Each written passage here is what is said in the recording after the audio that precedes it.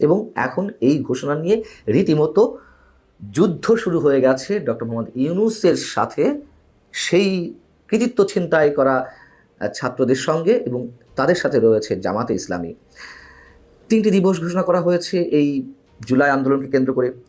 17ই জুলাই শহীদ আবু সাঈদ দিবস, 5 আগস্ট জুলাই গণঅভ্যুত্থান দিবস, 8 আগস্ট নতুন বাংলাদেশ দিবস। জামায়াতের আমির ডক্টর শফিকুর রহমান তিনি তার ফেসবুকে পোস্ট দিয়েছেন, যেখানে তিনি সরাসরি বলছেন 8 নয় 5 আগস্টকেই নতুন বাংলাদেশ দিবস ঘোষণা করা উচিত। এর আগে সেই জাতীয় নাগরিক পার্টি বা এনসিপি তারা প্রত্যাখ্যান করেছে সরকারের এই সিদ্ধান্তকে, 8 আগস্ট জাতীয় সরকারি দিবস হিসেবে ঘোষণা করার বিষয়টিকে।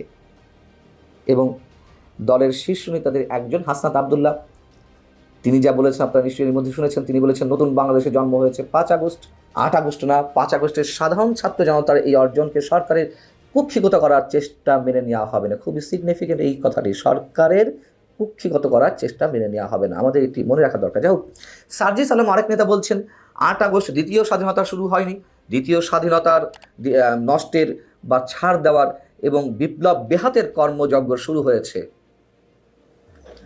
5 আগস্ট জুলাই গণ অভ্যুত্থান দিবস এবং দ্বিতীয় স্বাধীনতা দিবস। সবচেয়ে বড় কথা হচ্ছে নতুন বাংলাদেশ বলে কিছু নেই, স্রেফ একটি সরকারের পতন হয়েছে এবং মানুষ সম্ভবত এটাই চেয়েছিল, এর বাইরে আর কিছু নয়। এবং শুরু থেকে আমরা দেখছি যে মুক্তিযুদ্ধকে ছোট করে সেখানে 24কে রিপ্লেস করার একটা অপচেষ্টা, এবং ডক্টর মোহাম্মদ ইউনূস নিজেই রিসেট বাটনের কথা উল্লেখ করেছেন। সেই রিসেট বাটন নিয়ে অনেক ধরনের সমালোচনা হলো, মানুষের সন্দেহ সংশয়, নানান ধরনের দ্বন্দ্ব সংঘাতের সৃষ্টি হলো মানুষের মাঝে।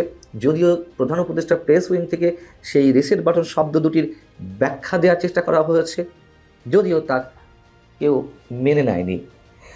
এবং অনেকেই বলেছেন বা এখনও বলছেন ডক্টর মোহাম্মদ ইউনূস নিজেকে বঙ্গবন্ধুর পর্যায়ে নিয়ে যেতে চান। যদি সত্যিই তা হয়ে থাকে, স্রেফ ছেলে মানুষই এই কারণে যে আমরাও ছোটবেলায় ভাবতাম যে বড় হয়ে আইনস্টাইন হব, বড় হয়ে আলেকজান্ডার হব, এর চেয়ে আর বেশি কিছু বললাম না। যা হোক, এবং এর বেশ কিছু লক্ষণও অনেকের কাছে স্পষ্ট হতে লাগলো। বঙ্গবন্ধুকে ফ্যাসিবাদের জনক বানানো হলো, আর সারা বিশ্বে ডক্টর মোহাম্মদ ইউনূসের গ্রহণযোগ্যতা বা তার প্রভাব যে কতটা বিশাল সেটি প্রমাণের চেষ্টা করা হতে লাগলো। ডক্টর ইউনূসকে হিরো বানানোর চেষ্টা করা হতে লাগলো। আওয়ামী লীগের দায় বিভিন্ন জায়গায় অবশ্যই আছে, কিন্তু পুরো মুক্তিযুদ্ধের ইতিহাস মোড় ঘুরিয়ে দেওয়ার জন্য 17 বছরে আওয়ামী লীগের বিভিন্ন পর্যায়ের নেতাদের, মন্ত্রীদের, এমপিদের যে বিচার কার্যক্রম সেটি শুরু হলো যুদ্ধাপরাধ ট্রাইব্যুনালে। যে যুদ্ধাপরাধ ট্রাইব্যুনালে 71-এর মানবতা বিরোধী অপরাধের বিচার চলছিল, এখন সেখানে আওয়ামী লীগ আসামি। মনে হচ্ছে আওয়ামী লীগ যুদ্ধাপরাধ করেছে, আর জামাত হয়ে উঠেছে ক্ষমতার ভর কেন্দ্র। এবং অনেকে তো একথা বলা বলি শুরু করেছেন যে এদেশে খুব শীঘ্রই মুক্তিযোদ্ধাদের ফাঁসি দেওয়া হবে মুক্তিযুদ্ধ করার জন্য। 24শে আন্দোলনকে নতুন মুক্তিযুদ্ধ হিসেবে দেখানোর একটা চেষ্টা, এদের তো এখনো বলছে চেষ্টা কি যে দ্বিতীয় স্বাধীনতা, এটা দ্বিতীয় মুক্তিযুদ্ধ ইত্যাদি ইত্যাদি। আর সেখানে নতুন বাংলাদেশের জনক বানানোর চেষ্টা ডক্টর মোহাম্মদ ইউনূসকে, সেটা যেমন এই এনসিপি বা জাতীয় নাগরিক পার্টির কোনো নেতার একটা চেষ্টা আমরা দেখেছি, হয়তো পরে তারা চুপসে গেছে।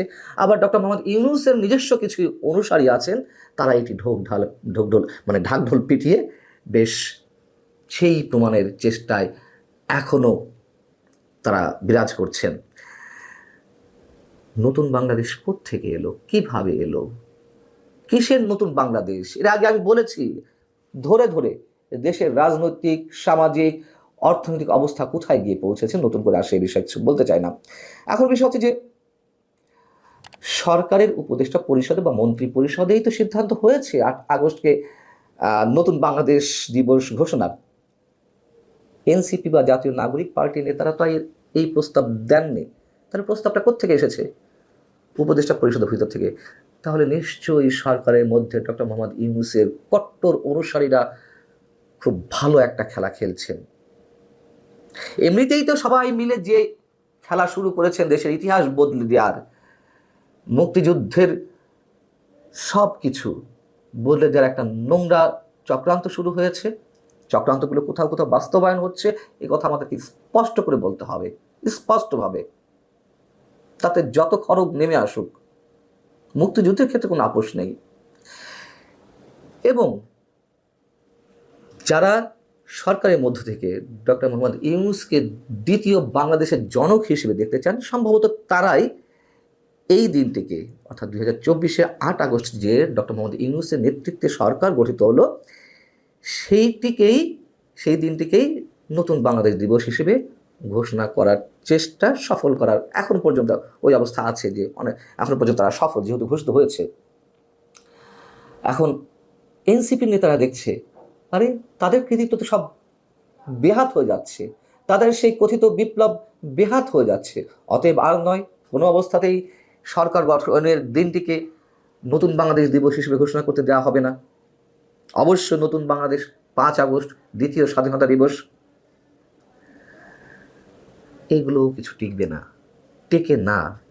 এবং ইতিহাসের পরতে পরতে এই ধরনের কাহিনী অনেক রয়েছে, শুধু বাংলাদেশের ক্ষেত্রে নয়। যারা প্রকৃত ইতিহাসকে প্রত্যাখ্যান করে, অস্বীকার করে নতুন কিছু।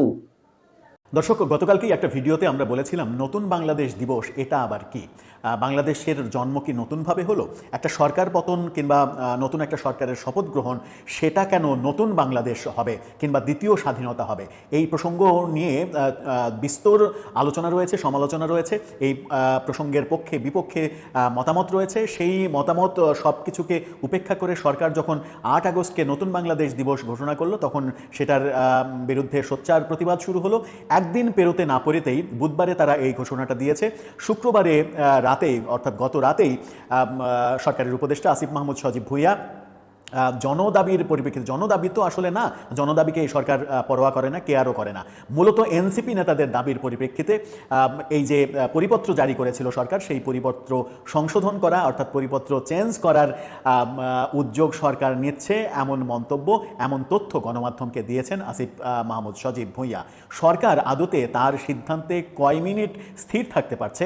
যে সিদ্ধান্তে স্থির থাকতে পারবে না, সেরকম সিদ্ধান্ত সরকার কেন নিচ্ছে? এই প্রশ্নগুলো কিন্তু এখন উঠবে।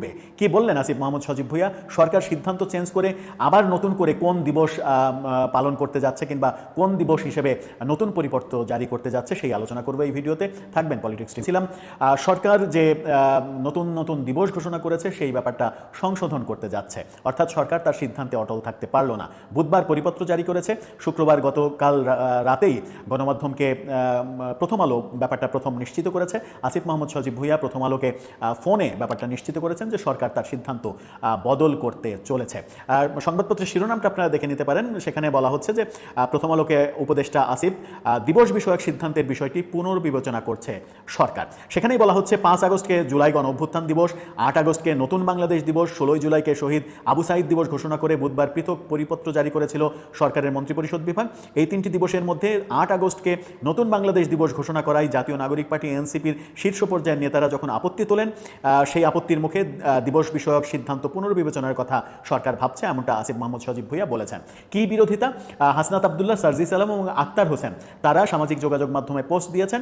সার্জিস এবং হাসনাত আবদুল্লাহ বলেছেন 8 আগস্ট নতুন বাংলাদেশ দিবস নয়, 5 আগস্ট জুলাই গণ অভ্যুত্থান দিবস, নতুন বাংলাদেশ দিবস কিংবা দ্বিতীয় স্বাধীনতা দিবস, 8 আগস্ট কোনো দিবস হতে পারে না, এটা তারা বলেছেন।